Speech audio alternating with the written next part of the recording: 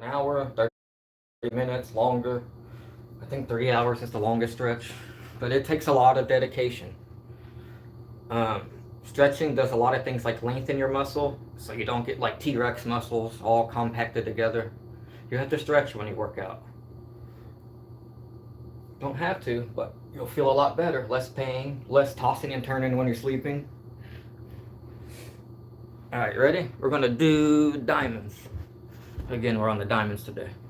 I like to keep my head up, let my chest bounce off of my hands, so I have awareness of the up and down without having to look at the ground. So that's gonna help your focus, because you're not gonna have to stare. Oh, I need to go up now. And it just looks lazy, your head bobbing down, doing push-ups.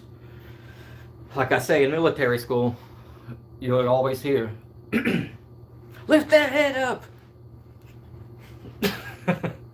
Ready? Go. 5, 10,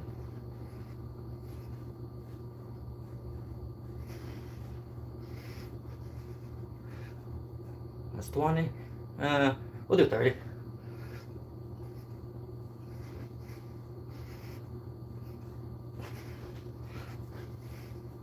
Slow them down. We'll make it 40.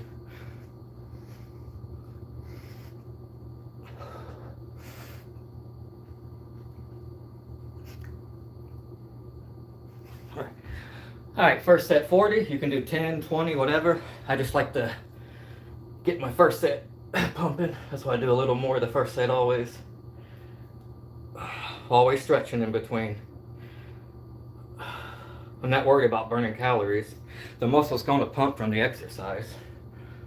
So.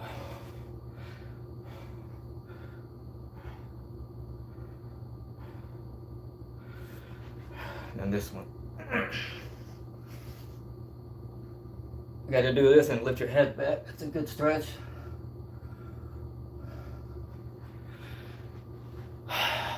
Okay. We're going to do some arm rotations. We're going to set this upwards a little. But yes, I do tool reviews, so you'll see me on my job next week. I'm doing a really beautiful feature wall in Ocala, Florida.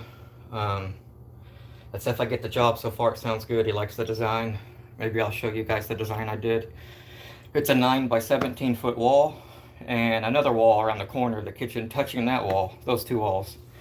I'm having to do a very high, usually it's at 3 foot, but I'm going all the way to 9 foot.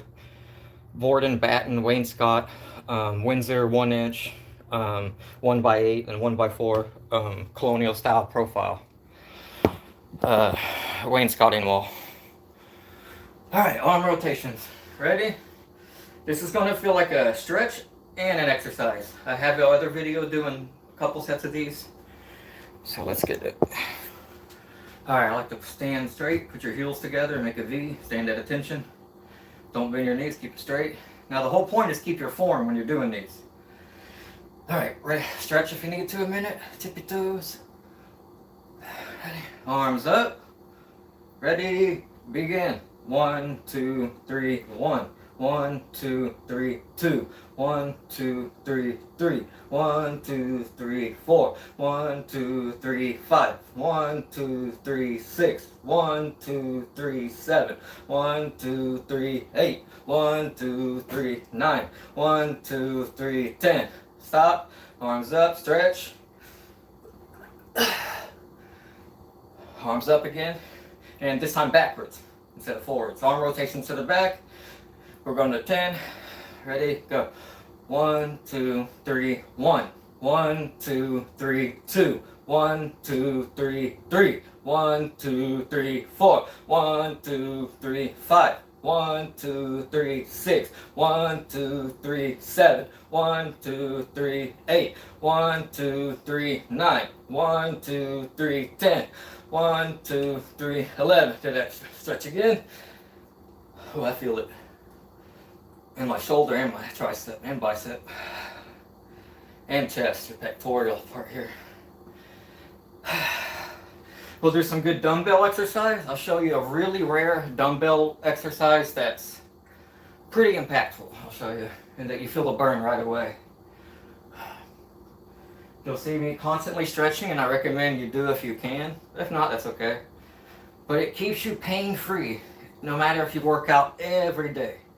If you don't stretch, it's almost guaranteed you're going to have some kind of pain, or not soreness, but pain. Remember, there's a good and bad version of everything. There's a good pain, and there's a bad pain. Good pain is when you feel it's getting ready to upgrade, it's healing. Bad pain is where it's damaged so bad it hurts to even do anything like you can. Like it's actual pain, not just a little bit, but a lot. That's usually from pulling a muscle or, tugging on whatever strings, nerves, whatever. Trying to yank too much weight too fast. Yeah, there's levels to it. You can be on level 1, level 2, whatever. But it's all working out. All of it's okay. There's 8 billion points of view in the world, plus. So that's 8 billion plus different points of view of different perceptions. Now, to be correctly open-minded is to listen to all of them and understand them all. And in a sense, if you were in their shoes, say, okay, I can see that. So to me, that's what open-minded is. So, if you're open-minded to working out and you want to get up and get energized, just get out of bed. First thing you do, let's say you're in bed, you wake up. Wake up. Put your feet on the floor, hands on the knees, stand up. Start stretching as soon as you get up. Pray if you got to. God, thank you. Do your prayers, whatever. Thank God for waking you up. Bless your day. If you don't believe, that's okay. Whichever.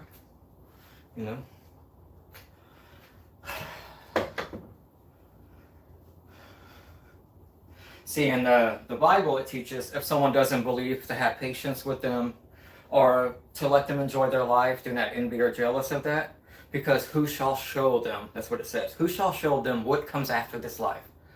If you can't show them that, let them enjoy their life here, for this is their heaven. It's exactly what the Bible tells us. Now, you go to the Quran, it tells you to strike them, to kill them, the imbeciles, the people who don't believe. So which one is the real religion of peace, if you think about it? Alright, that's all. Sorry guys, just talking about freedom of religion. Hopefully it hasn't hurt anybody's feelings. I'll stay away from politics if I have to, but again, I want to be comfortable to say what I want to say, and you can too.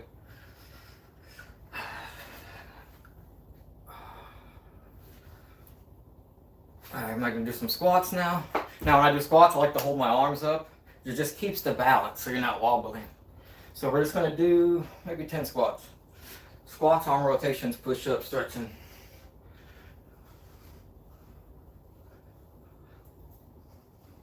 Now if you hold dumbbells out there, keep your elbows locked.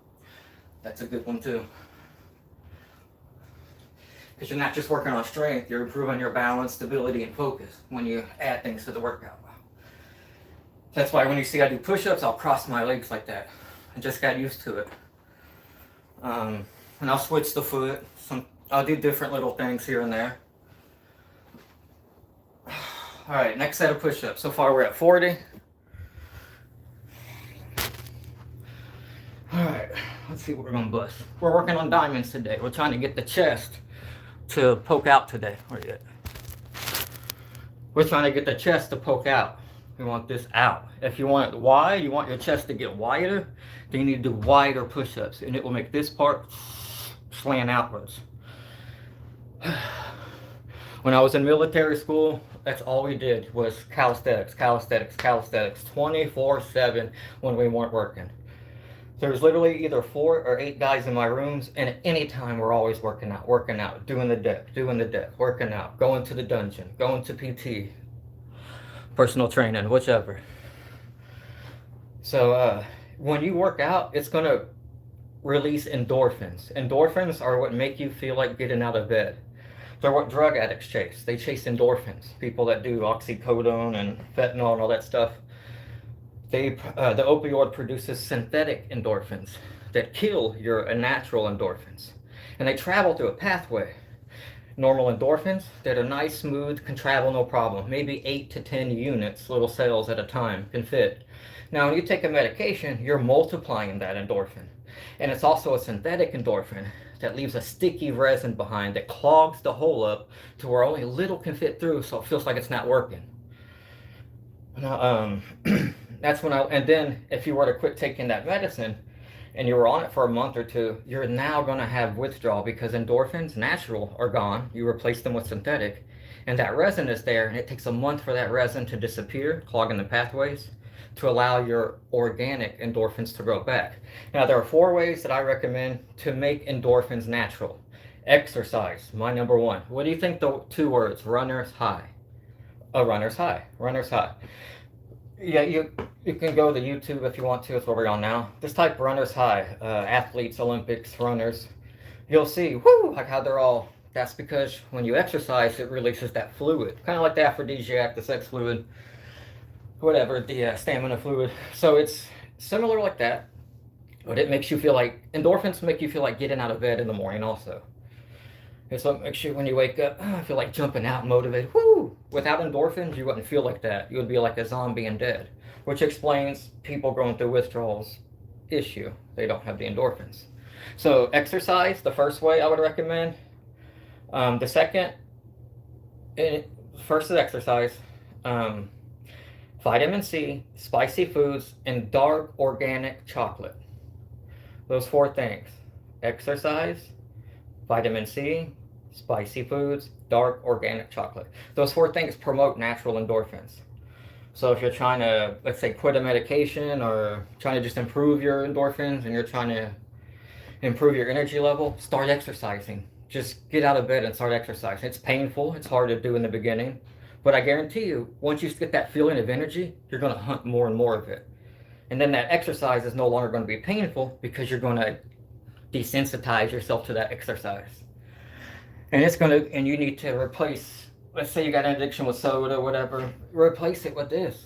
I used to drink soda a few years ago. I switched to water and unsweet tea here and there. And I will never buy a 2-liter and bring it back home again. Never. I realized how much crap I felt. I didn't have any videos of working out prior to then. And I noticed immediately how strong my energy levels were. I quit nicotine also, maybe 3 months or so ago. I haven't went back. Now, I didn't do that by myself. I do not want to take any credit or glory for quitting nicotine. So you can tell me good job if you want, but it wasn't me. It was God. I literally prayed to God on my knees like this, crying, God, help me. I'm sorry with this nicotine. I'm wasting my life here. I can't. The willpower is too strong. I keep submitting to it. Please, God, delete the memories, delete the impulse, delete the ability to think of that something to relieve. Please delete it. Take the willpower to vape away from me, and I don't want it back. And that was more than just pure in the moment or in the day motivation or few days. This is something that I felt God hit me with. Boom. Within 2 hours, it left. After years, over a decade, battling nicotine and vaping. And I felt this feeling before because I've had God reach out and help me with other issues like this years ago. And same feeling. So immediately when I felt it leave me, the urge to vape, within a few hours of that prayer, I knew pure in the moment or in the day motivation or few days. This is something that I felt God hit me with. Boom. Within 2 hours, it left. After years, over a decade, battling nicotine and vaping. And I felt this feeling before because I've had God reach out and help me with other issues like this years ago. And same feeling. So immediately when I felt it leave me, the urge to vape, within a few hours of that prayer, I knew it. I called family. I got on, I think I was on another workout channel, Impact. I was bragging about it there. I couldn't really say the truth because they would get offended if you say the word Jesus or God there. You know what I mean? You know, they talk, whatever. They can get out of line all the time, but anyway. So yeah, I knew when that feeling left. I knew it. And I wanted to tell people.